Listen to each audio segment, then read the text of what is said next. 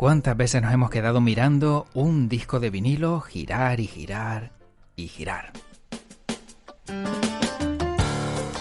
Tiene ese efecto hipnótico. Los vinilos, la verdad es que sobre todo en el centro donde se ocupa ese huequito para poner de quién es el disco, el artista, la canción que suena, tienen un efecto hipnótico en ese giro constante a una velocidad determinada. Y sobre todo la música que suena a través de un vinilo tiene una magia espectacular. Pues hoy es lo que te voy a contar en World Media Podcast con Jaime Ojeda, yo que te hablo también por aquí, que soy José Luis Martín y que ya me conoces después de tanta cantinela y bueno, más de 130 podcasts, hablando contigo de diferentes asuntos, música, cine y actualidad, y que puedes encontrar todos ellos en worldmedia.es. Pues hoy te vamos a hablar del vinilo, de la fecha en la que encontramos el primer disco de vinilo, que hace muchísimos años de esto, y más curiosidades de un formato que se dio por extinguido, pero que con el paso de los años ha permanecido y ha cogido fuerza. Así que quédate y ya a girar con nosotros el vinilo. Pon la aguja y disfruta.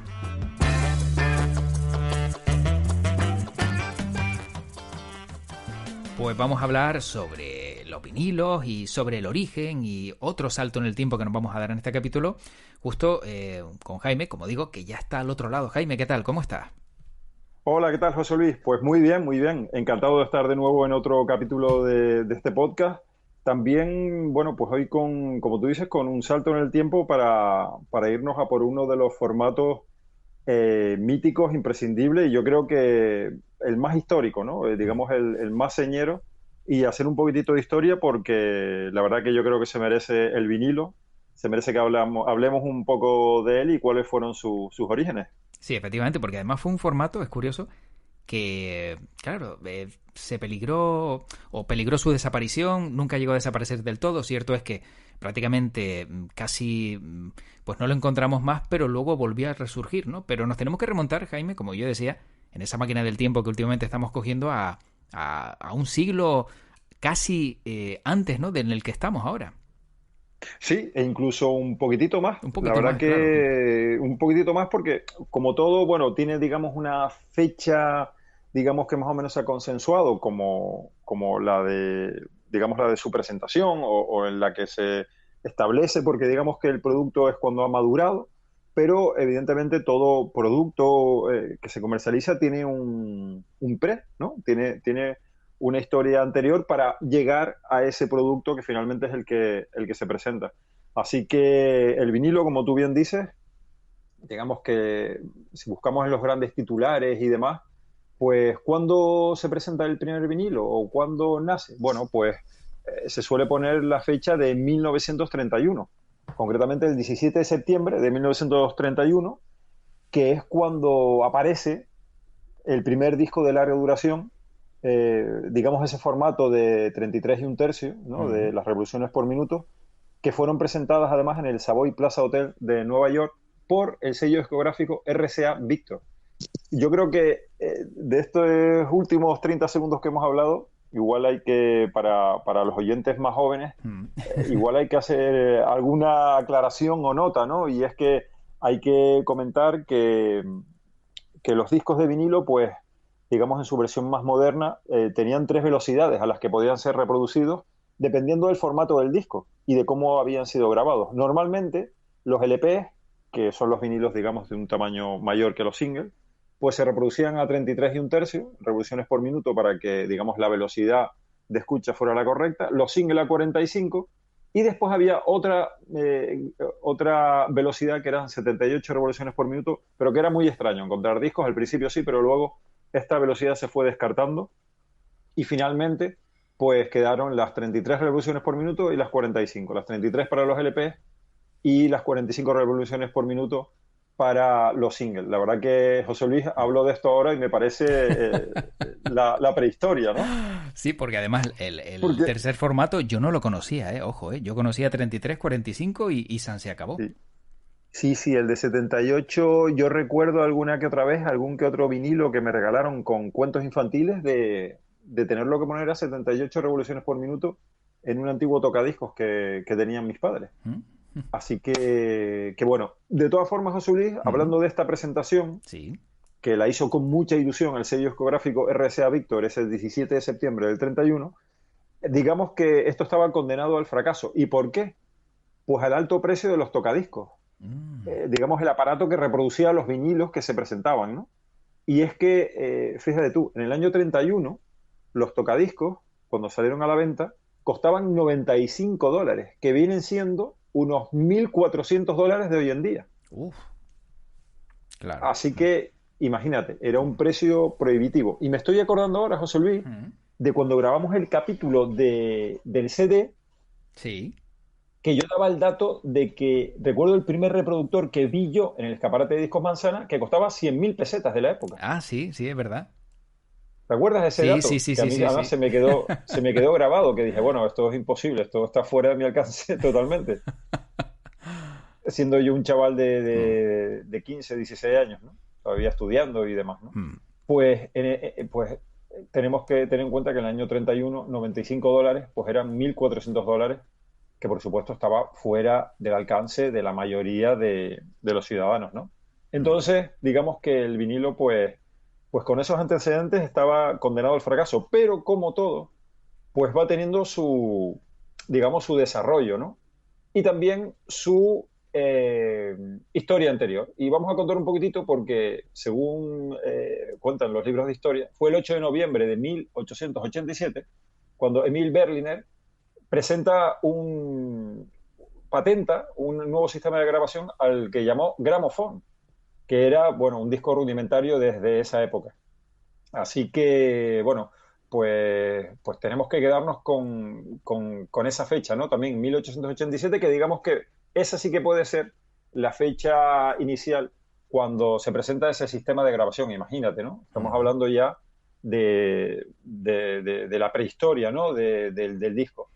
Bueno, pues esa fecha que tenemos ya grabada, pues te da como resultado un ingenioso dispositivo para la fecha y bueno, que deja grabado lo que se podía hablar, ¿no? A través de un dispositivo eléctrico. Así que tenemos después a Thomas Edison, que ya sabemos que era un inventor que además estaba muy al tanto de todo lo que se patentaba, porque tenía contactos en las oficinas de patentes, Mm. Thomas Edison, y tenía, eh, digamos, sus insiders, ¿no? Gente Sí. que le iba diciendo. Y Thomas Edison, pues ni corto ni perezoso, después o bien copiaba o recompraba esas patentes para su empresa. Y así es como cuentan los historiadores que aparte de ser un gran inventor, Thomas Edison en realidad ganó muchísimo dinero, tanto como por sus patentes como por patentes que copiaba, ¿no? O que cambiaba en aquella época. Así que imagínate los antecedentes que tiene este invento, ¿no? Por cierto, que este invento de Emil Berliner consistía en una placa de cristal endurecida que tenía aceite y carbón. Mm.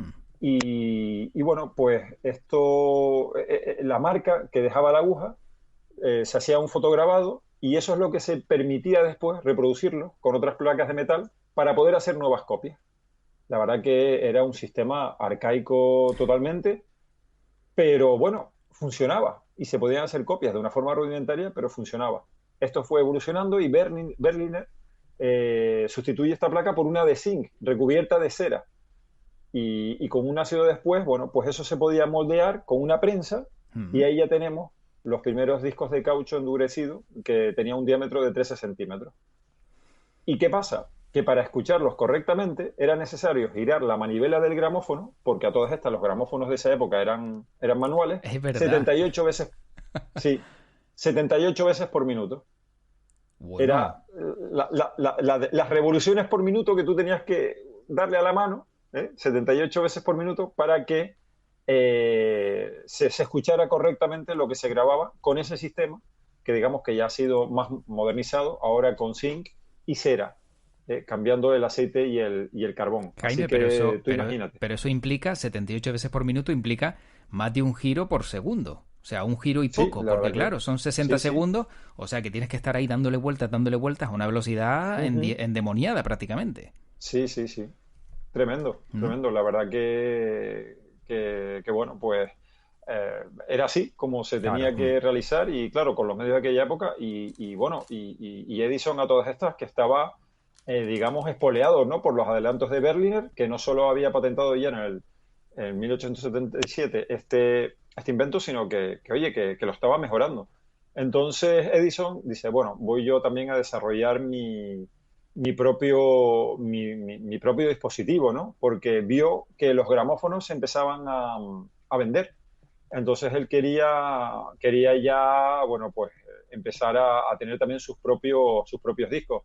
Comentarte bueno, que a partir de este invento, ya en 1903, se empiezan a grabar ya discos, ¿no? Se empiezan a hacer las primeras grabaciones y bueno, y Berliner, que Mm. también era espabilado, pues lanza un sello discográfico y empieza a grabar algunas orquestas sinfónicas y demás.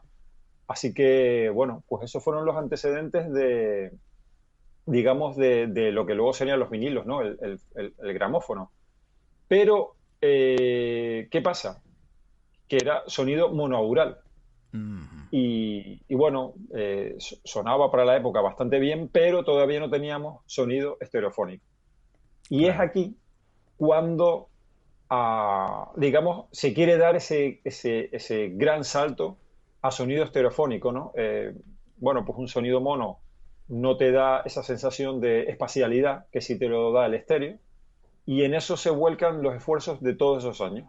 Y es aquí cuando Alan Blumlein, en 1931, patenta el primer sistema estereofónico y se lo vende a la EMI, a la casa discográfica, que graba algunos discos, pero no se atreve a publicarlos, porque no sabe qué efecto va a tener en la gente, si va a ser un éxito, si no, pero ya tiene grabaciones estereofónicas.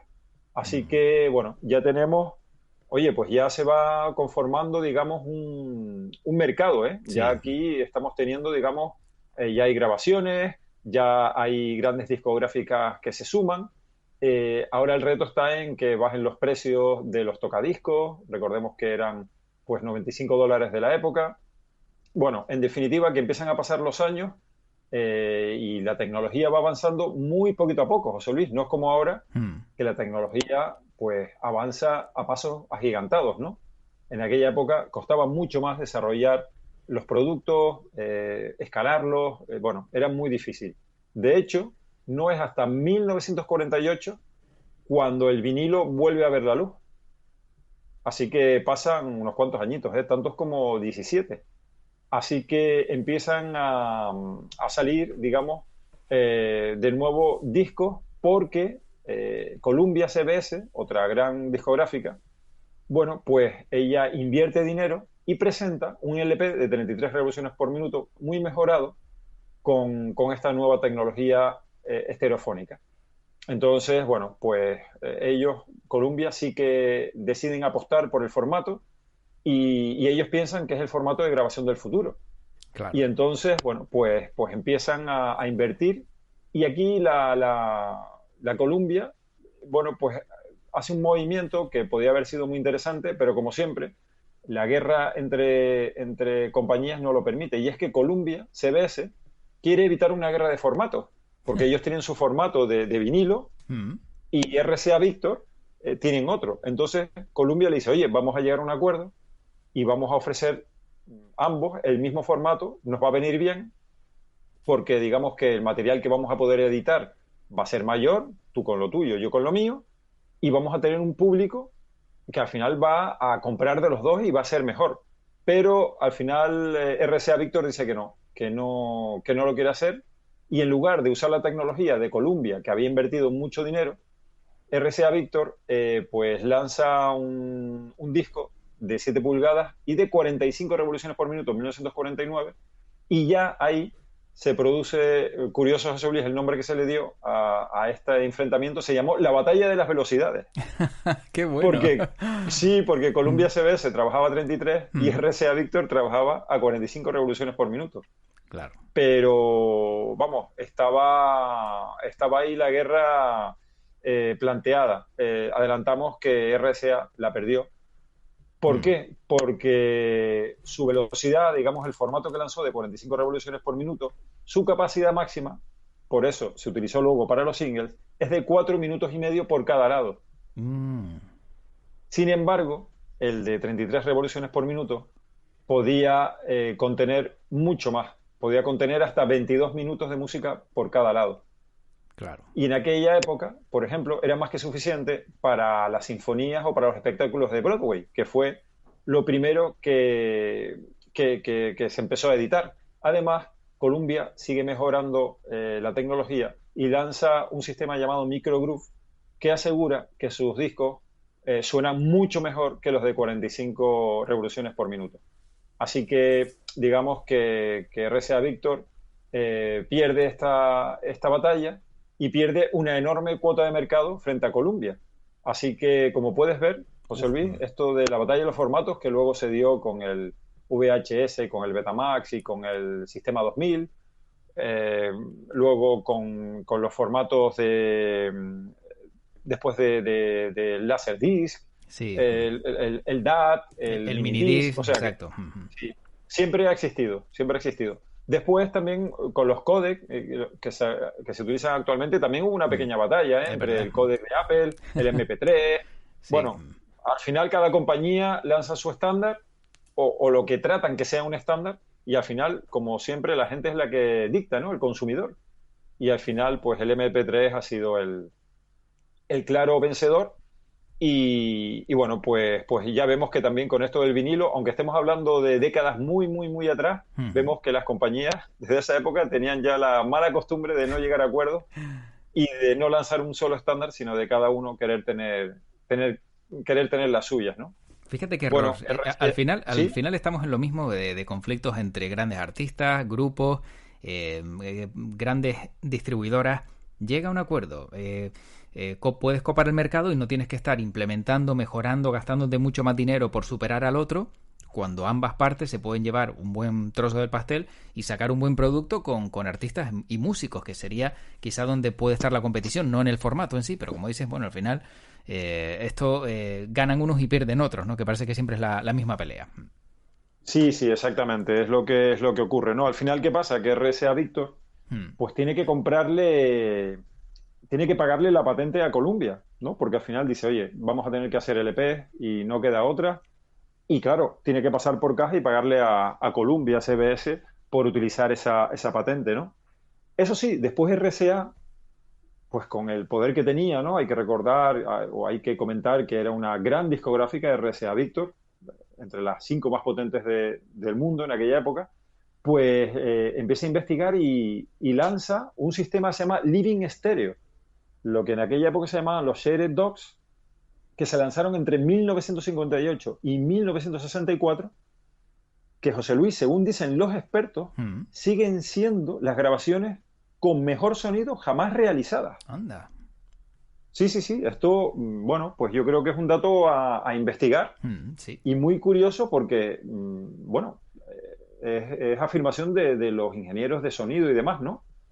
Y ¿por qué no se siguieron haciendo? Porque eran muy caras de hacer Hmm. y porque luego, bueno, pues los vinilos salían muy caros y no eran rentables esas ediciones. Pero este sistema, el RCA Living Stereo, ya te digo, esas grabaciones entre el 58 y el 64 están consideradas las grabaciones con mejor sonido jamás realizadas. Así que imagínate cómo derivó, ¿eh? Desde que Hmm. comenzamos hablando de la historia, que nos remontamos muy, muy, muy atrás en el tiempo con la primera patente, hasta esas grabaciones ya de la década de los 50 y los 60, en la que se realizan ya las mejores grabaciones de la historia. Así que, bueno, estamos hablando de una historia muy bonita, muy apasionante Pues sí. y que, bueno, estaríamos hablando muchísimo Hmm. porque realmente tiene muchísimo, muchísimo de lo que hablar. Después, por ejemplo, Walt Disney también se sumó en 1940, lanzando la banda sonora de la película Fantasía con banda sonora en estéreo. Hmm. Imagínate, ¿no? Buah, eso sería un Bueno, bombazo, ¿eh? Eso en la sí, época, imagínate toda esa música, las grandes producciones musicales que hacía Disney en torno a todas esas películas. Vamos, eso, disfrutarlo en la época, en esos aparatos, tenía que ser claro. un auténtico lujo. Claro, claro, ese era el valor que tenía, ¿no? Todo, recordemos que hasta ese momento, para escuchar con esa calidad, pues te tenías que ir en directo, ¿no? Ujú. A ver las obras de Broadway o cuando tocaba la orquesta en directo, pero claro, cuando ya lo podías tener en tu casa y disfrutarlo una y otra vez hasta que el vinilo se estropeara, ¿no? Bueno, pues la verdad que tenía que ser increíble. Después, José Luis, como notas curiosas, decir que en el 71 aparece, no sé si recuerdas, los discos cuadrafónicos, la Sí, cuadrafonía. sí. Que bueno, que es un sistema muy curioso que intenta, digamos, redoblar lo que es el efecto estéreo para darle más profundidad, lo que hoy podría ser un poco el El cinco punto 5.1, uno. exacto, sí, Sí, como envolvente, ¿no? En la época. eso es, eso es. Pero ¿qué pasó? Que, bueno, el mercado no reaccionó bien a esta tecnología y terminó por ser engullida por la impasibilidad, ¿no? de los consumidores que no le prestaron la atención requerida para que este formato siguiera avanzando. Y bueno, y luego ya llega el CD que, como tú bien decías, parecía que iba a acabar con el vinilo. En su momento, bueno, dio un gran bajón, pero José Luis, todos sabemos las historias del vinilo bueno, que ha aguantado y ahora mismo es un formato que sigue siendo, bueno, pues muy valorado. Efectivamente. Jaime, yo tengo como curiosidades al respecto dos pequeños detalles. Uno de ellos, pues fue Sí, el primer cantante que tuvo su obra registrada en un vinilo. ajá, Y fue Enrico Caruso. vaya, Pero lo más curioso es que llegó a vender 1 millón de copias. O sea, un fíjate, millón. 1 millón de copias. Fue vamos, como máximo exponente de la ópera mundial, fue el primer Sí, cantante que registró su obra en un vinilo y vendió 1 millón de sí, copias. Estamos hablando del siglo XX, principios del siglo XX, con lo cual, imagínate el efecto. Pero luego ya, el dato lógico y actualizado y que sabemos que imbatible, el número uno de ventas de la historia en vinilos, ¿cuál es, Jaime? ¿Cuál va a ser? bueno, mira, con esto, Y que claro, sigue vendiendo a día de hoy. Y que sigue vendiendo a día de hoy, ojo. Y eso ya lo hablamos en su sí. día. Mm, yo es que siempre en estos momentos tengo a los Eagles, No, Michael Jackson con ahí en Thriller. la cabecita. Sí, ahí. Sigue siendo Michael Jackson con Sí. Thriller. El mismo, o sea, a día de hoy es el LP más Sí, comprado, 40 años, más de 40 años después de su lanzamiento. Después de él está Pink ah, Floyd con The Dark Side of the Moon y Back in Black sí, con AC/DC. vaya, Con vaya, datos de vaya, vaya. 2021, ojo, de Music School. Increíble, vale, vale. Sí, Actualizados al 2021. sí, con lo cual dice, Increíble, ¿eh? pues sí. Así que, Increíble que siga siendo, ah, bueno, la verdad que es un disco que yo creo que se lo merece porque lo hemos hablado un montón de veces, ¿no? efectivamente. Eh, yo creo que ya el calificativo de histórico se le Sí, queda sí, sí, corto, sí. ¿no? Se Sí, le queda corto sí, porque, porque además fíjate que, claro, si sigues vendiendo vinilos, o sea, es que en un formato que claro, ya, que el que tiene un vinilo, si no lo ha rayado, lo cuida muy bien y lo puede escuchar cada cierto sí, tiempo, no te vas a comprar otra vez el mismo disco. Con lo cual es son cierto. personas que no lo tienen y que se lo han comprado. O sea, Ujú, nuevas claro, generaciones, entiendo. sí.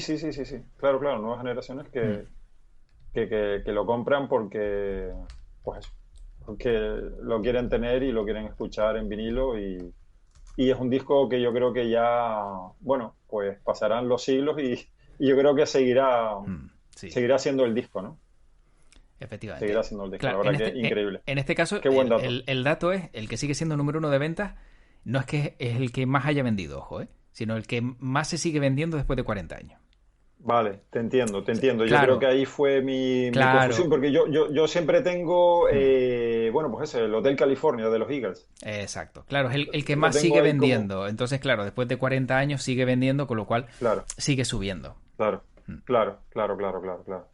Pues es tremendo el Mm. dato, ¿eh? La verdad que tremendo, tremendo. Y bueno, pues mira lo que derivó el invento que fue presentado en el año 31 y que tiene, bueno, pues esos presidentes de los que hemos hablado. Pues como, qué bonita, ¿no? Al final, Sí, como el trabajo de todos estos precursores, investigadores, al final mira todo lo que han aportado, ¿no? A la cultura de la humanidad. La verdad que me parece una historia preciosa. sin duda. Jaime, pues yo creo que tenemos que levantar la aguja y parar el Sí, tocadiscos y dejar que ya vaya con la inercia parándose poco a poco, que sí, también, como yo decía al comienzo del podcast, hipnótico, ¿no? Ese movimiento del disco dando vueltas. La Sí. verdad es que... Y aquellos que saben hacer bien una buena carátula central del disco, pues también te pueden atrapar ahí, ¿no? Con esa imagen observando cómo da vueltas y cómo da vueltas. Con lo cual, nosotros ya vamos ya levantando la aguja y bueno, de 45 pasamos a 33. Sí, es cierto, es cierto. Hasta que nos Es vayamos cierto, las parando, hasta que nos revoluciones. vayamos parando. Sí, sí, ya vamos bajando las revoluciones. Pero bueno, una fantástica historia como siempre, Jaime. Y la verdad que, bueno, otro viaje en el tiempo magnífico Sí. de 1931, incluso antes, como bien destacabas. Y bueno, una historia que al igual que conocimos en su día como el CD comercial, el vinilo también tiene su pasado. Sí, la verdad que un poco queríamos también, pues eso, ¿no? Contar un poco la historia del vinilo resumida para conocer un poco este formato que lejos de desaparecer sigue estando entre nosotros y que yo creo que se merecía también su propio capítulo para conocer un poco más de él y como siempre, bueno, pues dejamos la puerta abierta Mm. a que los oyentes investiguen un poco más y que, oye, que rescaten vinilos. Yo creo que esto también te dan ganas, ¿no? De rescatar vinilos que tengas en tu colección. Y si no los tienes porque no tienes ningún vinilo, oye, pues saber que hay mucha gente que los está comprando, que tienes auténticas joyas y que puedes empezar tu colección por el Thriller de Michael Jackson. Efectivamente. Sí, sí, que vamos, ahí, ahí vas a disfrutarlo de una manera diferente si te gustó el disco, ¿eh? Si te gustó el disco, Total. que vamos, que si lo has escuchado en CD, escúchalo en vinilo, porque también tiene su magia, ¿eh? Sí, sí, sí, total, total. Tiene una magia total. Aparte de que la edición de Thriller tiene una foto central fantástica de Michael Jackson con Mm. el tigre y demás. Bueno, la Sí. verdad que sí, sí. Después todos los Mm. créditos y demás, pues es un disco bonito de tener. Efectivamente. Jaime, pues como siempre un placer escucharte, disfrutar de estos ratitos musicales y te espero en un siguiente podcast con más historias fantásticas que estoy seguro que harán las delicias de las orejitas de esa persona que nos está escuchando al otro lado. Pues nosotros, como siempre, encantados de ser fieles a nuestra cita, de buscar historias, de investigar y de contarlas de la mejor manera posible para pasar un ratito entretenido y de paso, oye, pues ir conociendo todas estas historias que nos deja el fantástico y apasionante mundo de la música. Un saludo para todos, cuídense mucho y nos escuchamos en un próximo podcast. Hasta luego, Jaime. Chao. Hasta luego. Espero que hayas disfrutado de este podcast junto a Jaime Ojeda, como siempre, pues con grandes historias de la música, con conocimientos que vamos adquiriendo con el paso de cada podcast y te invito a escuchar otros capítulos también donde hablamos pues de muchos más asuntos. En su momento ya hablamos del primer CD comercial, así que ahora también hemos conocido pues cuándo tuvo origen el primer vinilo, tal y como ha contado Jaime en este podcast. Como siempre, sabes que todo lo encuentras, todo lo mejor, porque es lo mejor, lo vas a encontrar en worldmedia.es y en las diferentes plataformas de podcast donde puedes encontrar estos contenidos. Y te espero en un siguiente capítulo. Soy José Luis Martín y que tu podcast te acompañe. Hasta pronto.